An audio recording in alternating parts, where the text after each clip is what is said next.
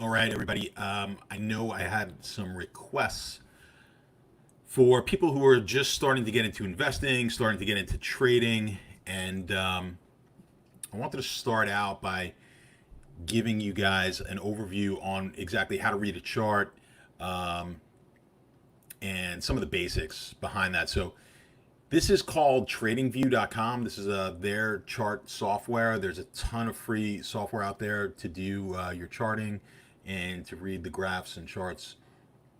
Um, Back in the day when I was trading, I had a Bloomberg setup, which was really nice, but it is super expensive. I've never actually used TradingView to trade, but just messing around with it in the last couple of days in preparation for this, it has a lot of nice features for free. And then if you want to go and purchase more of a pro version of it, you can get a whole lot more features. But for you guys who, if you are watching this and you're a beginner, really never looked at a chart or have looked at it and have been confused by it, then you definitely don't need the pro version right now. This is going to be good enough. So let's just kind of dive into it and just go over the basics. So let's start in the upper left hand corner. This is a chart for Apple. AAPL is the stock symbol, the ticker.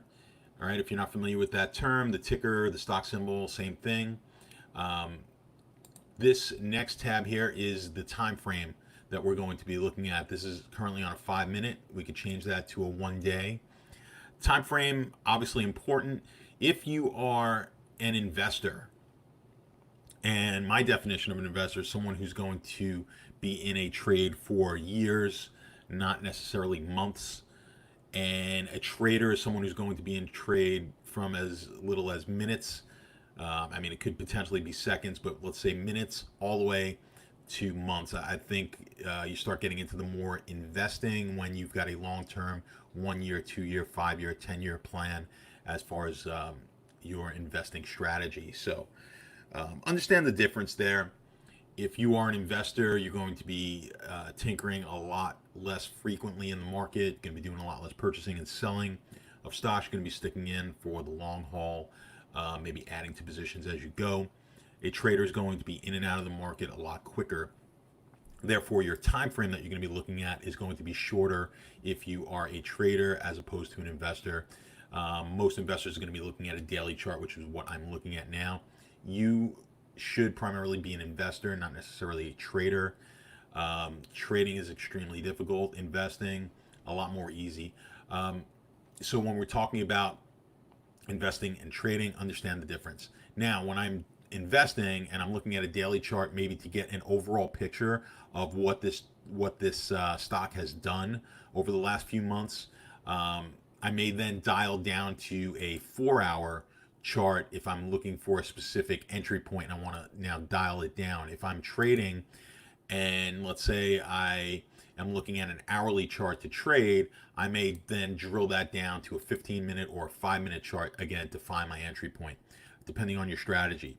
So that's something that you'll figure out as you go and you get deeper into this. But let's keep it on the daily chart, a 1-day chart, and because that's primarily what most people are going to be looking at when they're looking at charts. And again, most people are investors and really should be investors and not traders. If we go to the next tab, this is the type of chart you're going to be looking at. I have it set on candles. You've got bar charts, right? You've got what you might see typically on CNBC. When they show you a chart, this is going to be the a line chart with the area underneath filled in. This doesn't give you as much information as the candle charts. I like the candles. I think most traders do use candle charts. And here's just some of the information that you're getting.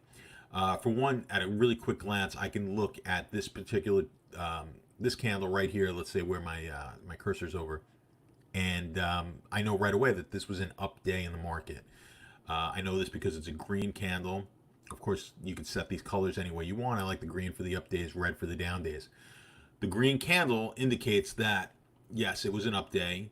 This green part is called the body of the candle. These little, what look like wicks, are called wicks on the candle. So these things do look like candles, so fairly obvious choice of name there.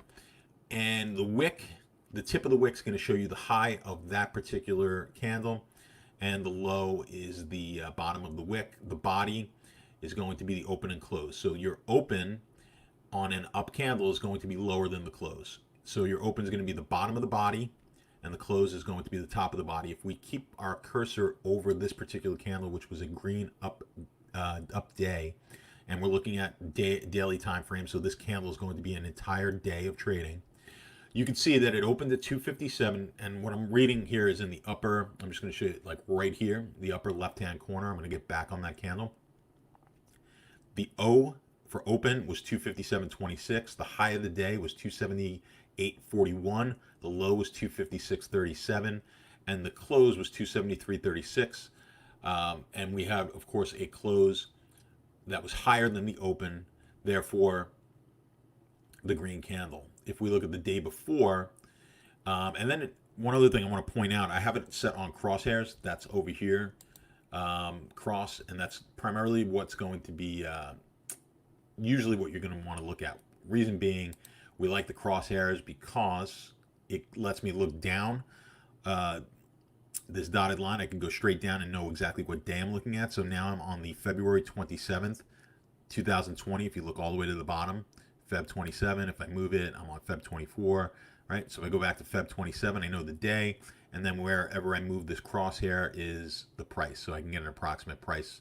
The open was approximately 280.85, and then again, if I go up and look at the actual open, it's going to tell me it was 281.10. So I'm off by a little bit there, which is always hard to see on the chart, but it gives me it really quick without having to go ahead and look at the open. I know approximately where we opened that day. Right around 281.10, or exactly 281.10 if we look at it on that upper left hand side. The high of the day was 286 even, which you can see the top of the wick there. 272.96 was the low, which is the bottom of the wick, and if we get back to it, 273.52 was the close. Again, the open higher than the close, thus the red candle. So there are a lot of formations.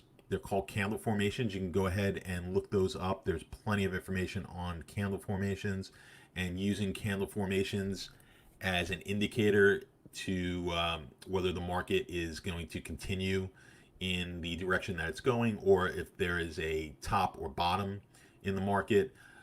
Particular candle formations that look like this, candle formations that look like this are indicative of tops and bottoms. And you could get into whole analysis and a bunch of reading on these candle formations. I'm not going to get too deeply into that now. You can do that on your own time. Right now, I just want to give you an overview. Quickly, before we get into some other stuff, the bottom here, this is a volume indicator. Okay, and as you can see, when we got into the end of February, March, and certainly through up until the end of April, you had really high volume trading days. You can compare that to where we were earlier in the year and at the end of 2019. And obvious reasons with the pandemic, stocks were trading at high volumes. There's plenty of people selling, others coming into the market looking at for good buys. So whenever we have some sort of historic craziness like we have had in the market, you're going to see high volumes. Also, if we drill down to the 5-minute chart and we start to look at more of an intraday trading, you'll see volume higher at the close. So this is the close, April 17th.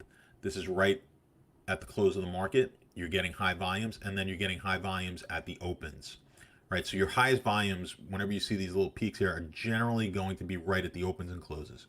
And that's what these are, right at the open and close of the market.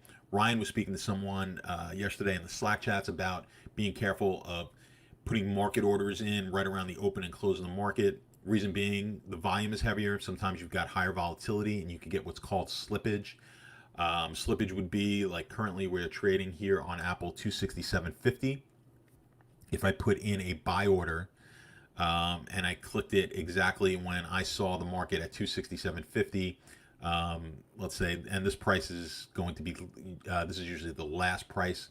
So if you're looking at actual trading, you're seeing what's called a bid offer, which you're actually seeing here. So 267.61 by 69. So let's say The offer right here, I'm going to click it right now, is 267.71, let's say, and that's where I should be purchasing.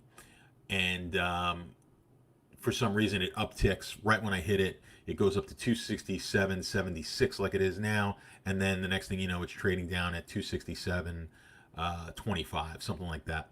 That differential where we could have gotten in and where we actually got filled, that's your slippage, and you're going to be more prone to that at the open and the close of the market. You're going to have more volatility at that point, higher volumes, and you're more susceptible. I would always recommend when you're putting orders in using limit orders. The danger in a limit order is you may not get filled, and if the market just runs away from you, um, you're going to lose out on that trade. That's always a possibility. It's rare that that's going to happen, and I would always suggest, outside of the fact that you may have a limit order, we'll get deeper into limit order market orders at another time, but if we're trading at 267.86 and you want to buy Apple at 260, putting a limit order in right now at 260, of course you've got some time here. In all likelihood, we won't hit 260 today, so you've got time, and you can do that. But if you want to get somewhere in close to the market, you may be putting in a limit order at 267 spot 85 here or something like that, and then you'll automatically get filled at that price. You're happy with that price as soon as it dipped below and you were looking. I glanced over what bid and offer is. Bid is where the market is bid at, and that's what the highest selling, someone who has put in an order to sell, that's the highest price that is out there I should say, to buy. You would sell at that price. So if someone's looking, if you were putting a bid in the market, that's a price that you're willing to buy. And then if you are going to just hit the bid, that means you're selling at that price. So if I just hit the bid, if I was on an actual trading platform here, we call that hitting the bid. I would sell it at the price that I hit the bid at. This number here is the number of shares at that price, or number of lots at that price. And then the offer or ask is just the opposite. So if I was going to put so if you're putting in a limit order, these are limit orders that are in there, and then people who are doing market orders are actually hitting limit orders that are in the market. Don't want to get you too confused there, but just know the bid is the price that you could sell at. The ask is the price that you can buy at right at this moment. All right, so back to the chart here. They've got a little compare button. If you want to compare this particular stock to one of the indices, the S&P, the NASDAQ, the Nikkei in Japan, you can do that. You can also add a symbol. You want to compare it to Amazon or Google or whatever, or perhaps you want to compare this stock for some reason to a currency. You think there's a correlation between a certain currency pair or a Bitcoin or something like that. You can do that as well. We won't get too deep into their indicators. There's just a slew of indicators out there, and this is really the crux of what we're looking at usually as a trader or an investor. And there's indicators that are going to tell you whether the market is overbought, oversold. There's trend-based indicators, just a multitude of indicators. They're going to give you resistance points and support points in the market, a ton. As you can see, we can scroll through just a ton. I certainly don't know exactly how to use every one of these. I certainly know how to use the main ones and then some other ones that I use. But yeah, there's just a multitude. And then some people will be able to, when they get really good at this, they design their own. They have their own indicators and use those primarily to trade. I know several people write their own programs, and of course, getting those for free that are worthwhile is not going to happen. So generally, we'll get into some of these, but generally most people use things like RSI, you'll hear, Relative Strength Index, Bollinger Bands to a degree. Moving averages are really a big one that everyone uses. And I've got on here, currently I've got the 200 moving average. And in this case, I'm on a 5-minute chart. If I move back to the daily chart, it's going to indicate a 200-day moving average. You'll hear this a lot if you watch the financial program CNBC. I'm sure here on what day was this? This was March 16th. There's a good chance that the that the talking heads over on CNBC were giving you a heads up. Hey, Apple is now trading under its 200-day moving average. It's generally significant because it's what everyone's looking at. A lot of people are looking at it. The most, uh, even those who are not technically technical traders are paying attention. Their charts are always going to have moving averages on them, so it's something you want to pay attention to. What we generally will look for is a support level here at the moving averages, the 200, the 50, the 10-day moving average. And of course, if I'm looking at a shorter term chart, it's not a daily moving average. Now it's a 200, it's the last 200 5-minute candles average. So as you can see on this chart, this is now a resistance point because it's above the market, not a support point. Where on the 200-day it's trading, it's that line is below the market. If we look here, it's above the market, and what that tells you is over the last 200 5-minute candles, the average is higher than where we're currently trading. Okay, and that makes sense because we're in a downturn. We're trending downward on the market. We see it kind of crossed over here. The 200 move flattened out when we were getting a little consolidation. Between April 16th and I guess this is still April 16th up until April 17th. That was a bit of what looked like a consolidation day when we started to trade underneath the 200-day moving average. It was a resistance point here, and since that point it has been, and I think I said 200-day, but the 200 the 200 time frame here, the 200 5-minute candle moving average, and we've been trading underneath ever since. So moving average is a popular one. I would play with that a little bit. I use an exponential moving average, a Fibonacci exponential moving average, and that is a little bit more advanced than I want to get into now, but look up Fibonacci's and exponential moving averages. Exponential moving average is going to put more weight on, I'll bring one up. Exponential moving average is going to put more weight on the more recent time frames.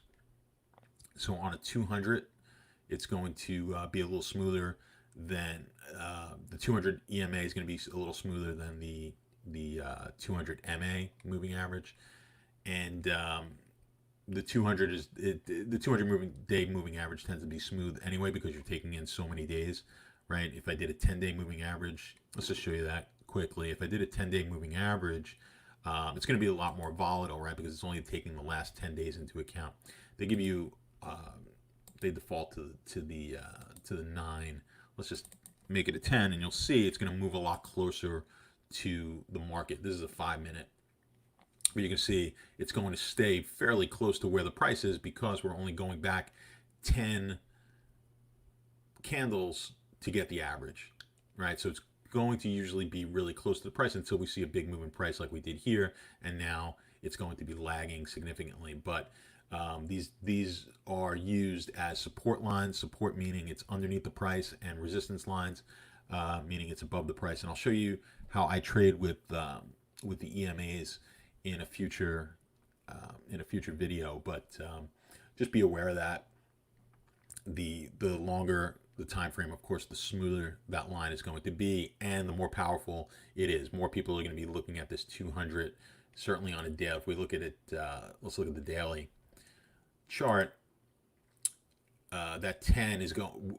We would have crossed the 10, right, far sooner than we crossed. And you have a few instances here where we dip below the 10, but then right around here when we get this consolidation, it's messing around with the 10. It dips underneath the 10, far in advance of the point where it dips below the 200. So it's just going to be a quicker indicator, but you're going to also get a lot of noise. The 200, when that's why you'll see it often on CNBC. They're going to talk about a stock trading under its 200 because it just doesn't happen all that often. So it's fairly significant for a significant stock here like Apple. The next tab is the financials. This is going to be more of a fundamental analysis.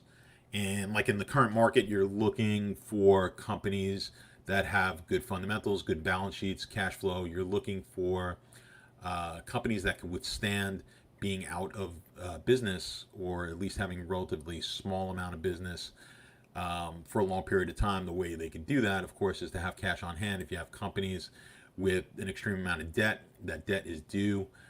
They don't have a lot of cash on hand. Those companies are going to be at risk of collapsing and going out of business. So look at it just from your local bar, restaurant, or if you own a business yourself. Like, if you have no cash on hand, you can't pay your rent, you can't pay your insurance, you can't pay any of those things without being open and getting some revenue in order to pay for those things, and you have no cash.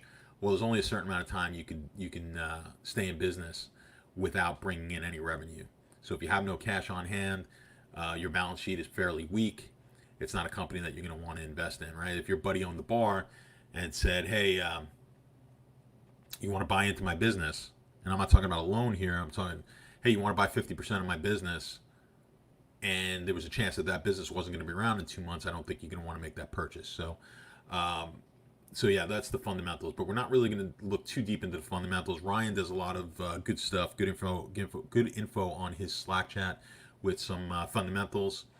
And if you are an investor, you're going to want to lean a little more heavy towards the fundamentals, and then use these technical analysis charts for good entry points. If you're a trader, you're going to be leaning a lot more on the technicals and a little less on the financials, because you're in a shorter time frame and you are relying more on chart reading as to where the market is going. So generally everyone's going to fall somewhere in. If 0 is a total technical trader and 10 is a total fundamental trader, you're going to fall somewhere in that spectrum. I probably, when I'm investing, I'm probably in the five range, because I'm looking at companies. The way I'm going to come up with which companies I want to invest in is strictly going to be a fundamental analysis. I want to look at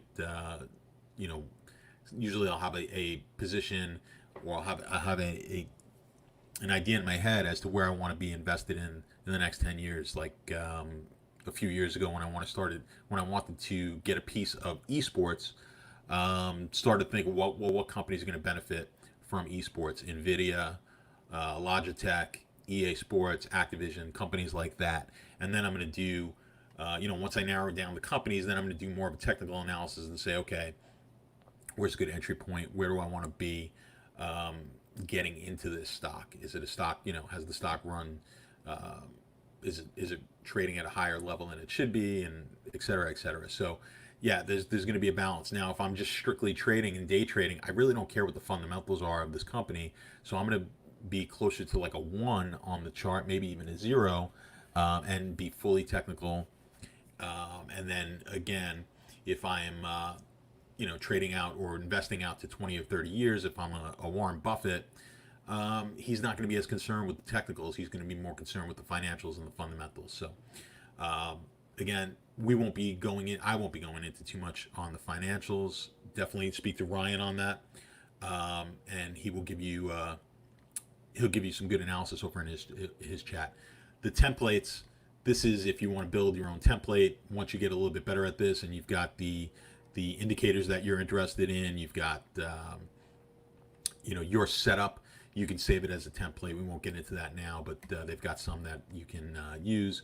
But until you fully understand them, you're not going to be able to do that. Alerts, you can set up alerts for different reasons when price gets to certain points. Again, something that we can talk about later. But you may be interested in when this stock trades at 260. You want an alert on that. You want a heads up because you want to jump on there. You may want to purchase. You may want to be selling, things like that. But here's some of the basics on reading a chart, the extreme basics.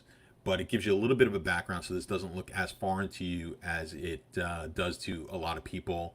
I want to get into next time maybe a little bit more of the mechanics behind making a trade. We'll get deeper into bid, offer, things like that on another video. And then as we get deeper into this, we'll get into more of these indicators and hopefully get you to a trading setup that I like and that I look at. So I'm going to try to get these out as often as I can. Hopefully they are informative and helpful to you guys. So good luck, and I will be speaking to you in the Slack. You can leave a comment down there if you have any questions.